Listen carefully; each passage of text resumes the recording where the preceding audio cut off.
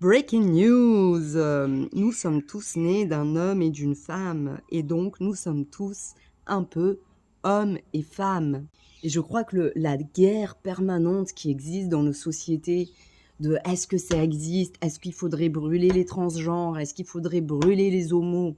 C'est plutôt une réaction traumatique du cerveau qui ressemble à quelqu'un qui porte des chaussures trop petites pendant longtemps, une chaussure trop petite qui te dit: «Comme tu es né dans le corps d'une femme, c'est totalement impossible que tu aies hérité de qualités de ton père, de qualités d'homme» ou l'inverse, comme tu es né d'un corps dans un corps d'homme, et ben, c'est totalement impossible que tu puisses avoir accès à la douceur de ta mère et mais je tiens à vous rappeler que nous sommes avant tout des âmes, des esprits libres et que le propre de l'humain, c'est d'arriver à créer sa propre interprétation de tout.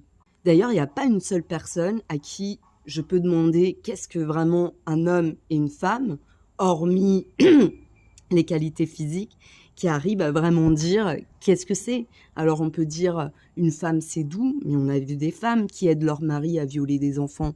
On peut se dire un homme c'est violent, mais on a vu des hommes donner leur vie à aider son prochain.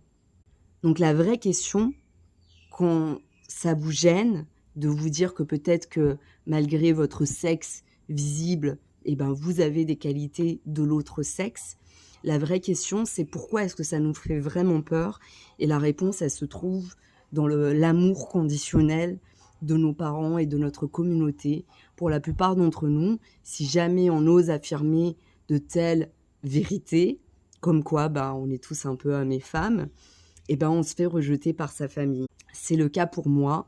On me traite de folle, on me dit que je veux chercher des problèmes là où il n'y en a pas, alors que pour moi, c'est totalement l'inverse. La plupart des gens ont tellement peur de ne pas ressembler à une vraie femme ou à un vrai homme qui sont tout hypocrites, tout malheureux. Et je pense que c'est vraiment ça qui provoque les dépressions de notre société. C'est parce que l'humain, quand il naît, son instinct premier, c'est d'essayer de savoir qui il est.